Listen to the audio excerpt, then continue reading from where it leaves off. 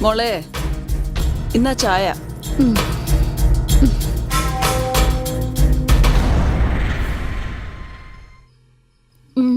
Mummy ഇന്നലെ കൊള്ളൻ വിളിച്ചിരുന്നു.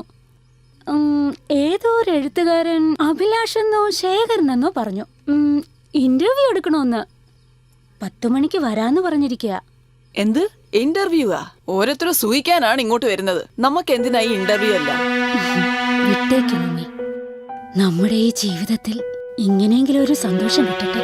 ആ പിന്നെ ഇന്ന് ഉച്ചയ്ക്ക് നല്ല രുചിയുള്ള ബീഫ് ഫ്രൈ ഉണ്ടാക്കണേ. നല്ല മൊരിഞ്ഞിരിക്കണം. നീ പറഞ്ഞതുപോലെ ഞാൻ ഉണ്ടാക്കാം.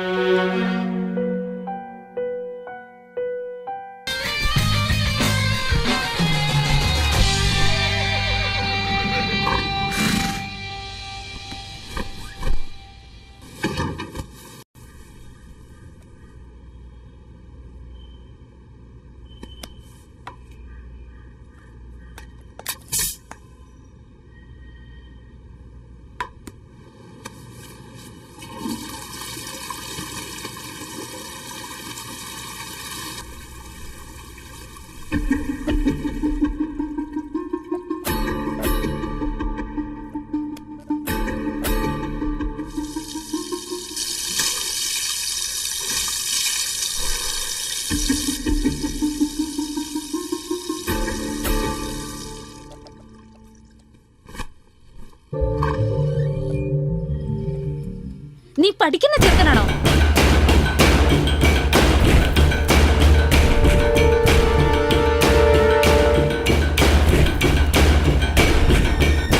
പറയാ, നീ +2 പഠിക്കുന്നേ? എന്തേ സ്റ്റുഡന്റ് ആണെന്ന് കരുതി പൈസ മേടിക്കാതിരിക്കോ? ഇല്ലല്ലോ, പിന്നെന്തുവാ? എന്നാ ടിപ്സ്.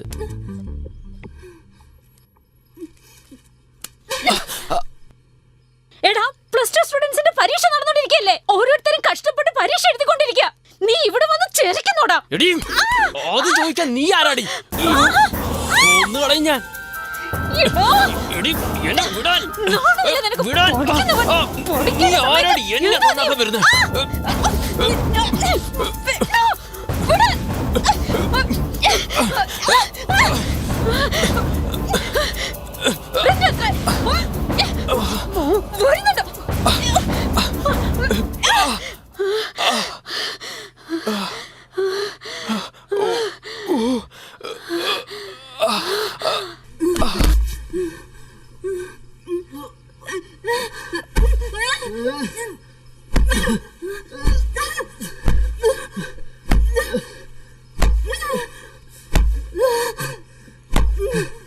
നിർത്തടി.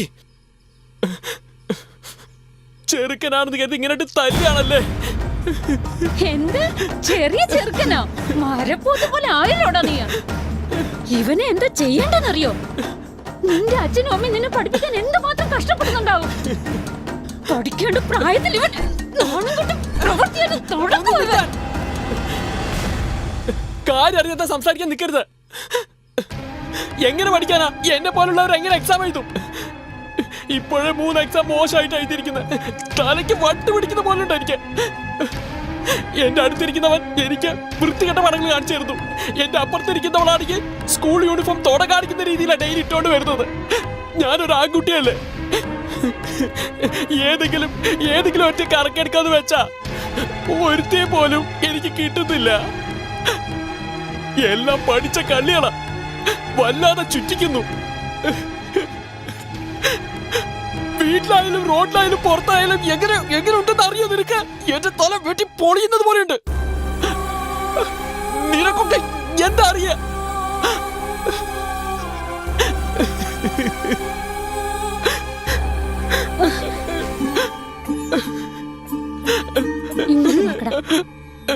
നിന്റെ പ്രയാസം എന്താണെന്ന് എനിക്ക് മനസ്സിലായി.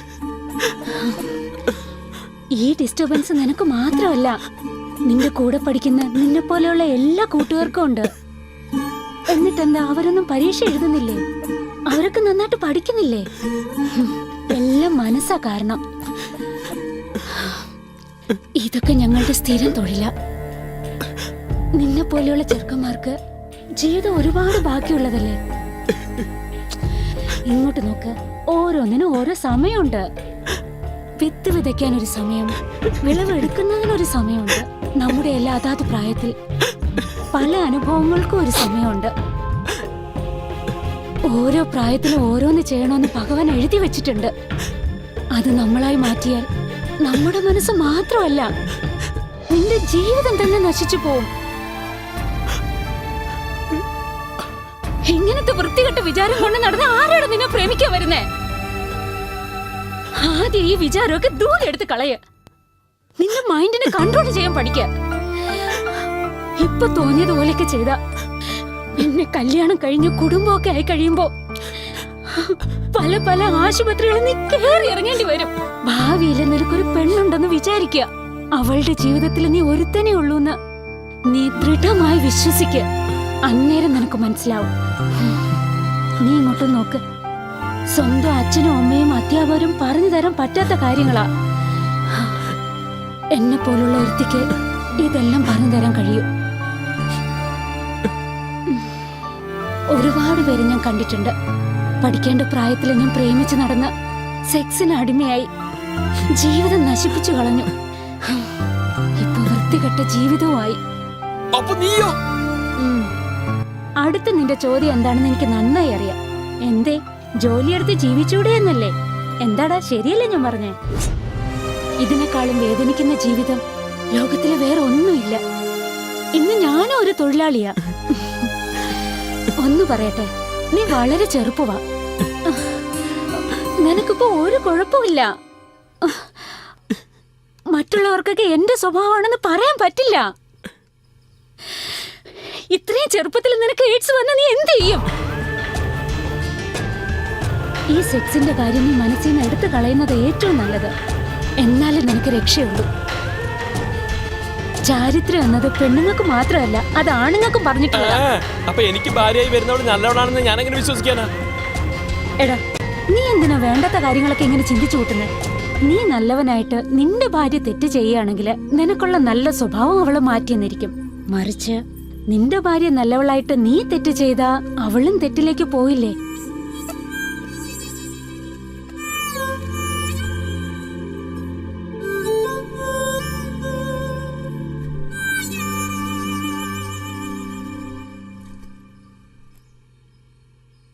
ഉപദേശങ്ങളൊക്കെ എന്തായാലും വളരെ നന്നായിരിക്കുന്നു.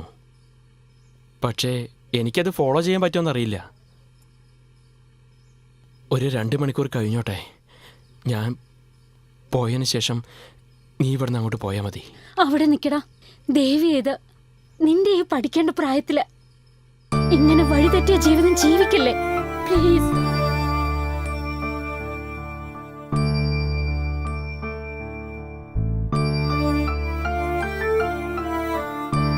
അന്ന് അവിടുന്ന് പോയവനാ. അവന്റെ കാര്യം ഞാനും മറന്നുപോയി. പിന്നീട് ഒരിക്കൽ ഒരു 1.5 വർഷത്തിന് ശേഷം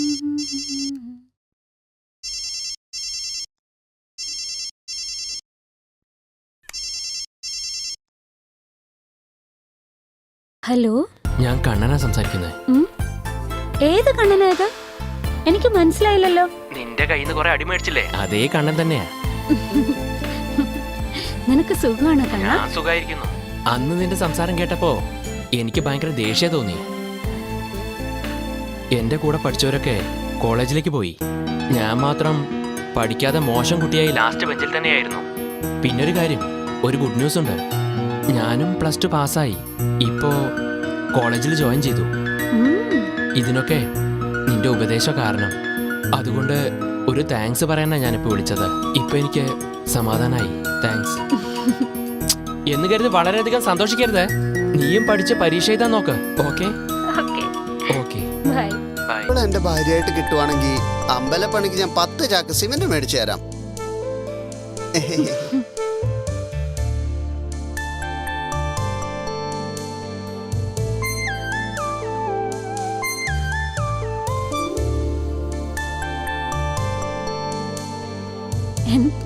എന്താ ഇപ്പൊ സന്തോഷായോ? സന്തോഷമായോന്നോ? ഞാനിപ്പോ നിൽക്കുന്നത് സ്വർഗത്തിലാ.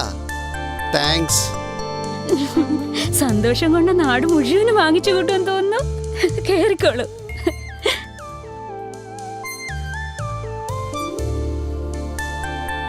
പോവല്ലേ ചേട്ടാ? അനുരാഗലോലഗാത്രി വരവായി നീലരാത്രി നിലവിൻ മറണ്ട ചഷകം നിലവിൻ മറണ്ട ചഷകം നെഞ്ചിൽ പതഞ്ഞ രാത്രി അനുരാഗലോലഗാത്രി വരവായി നീലരാത്രി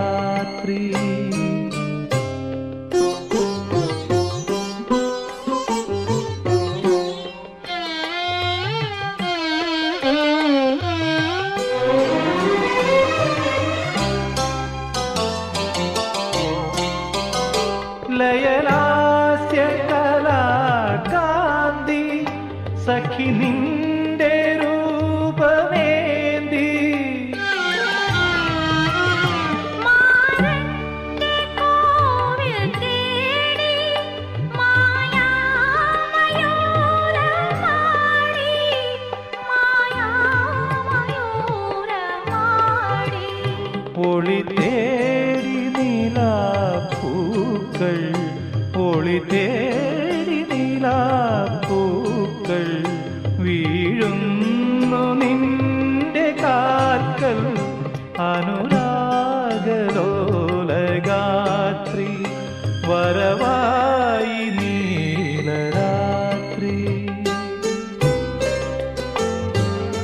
ശരിക്കും അയാളുടെ സന്തോഷം കണ്ടപ്പോൾ എനിക്ക് മറ്റുള്ളവരെ സന്തോഷിപ്പിക്കുന്നതിലാണ് ഏറ്റവും വലിയ സന്തോഷമെന്ന് അന്നാണ് എനിക്ക് മനസ്സിലായത്. അങ്ങനെയുള്ള ആളുകളുടെ ആഗ്രഹം നിറവേറ്റാൻ എൻ്റെ ജീവിതത്തിലെ ഏറ്റവും വലിയ ഭാഗ്യമെന്ന് വിചാരിക്കുന്നു.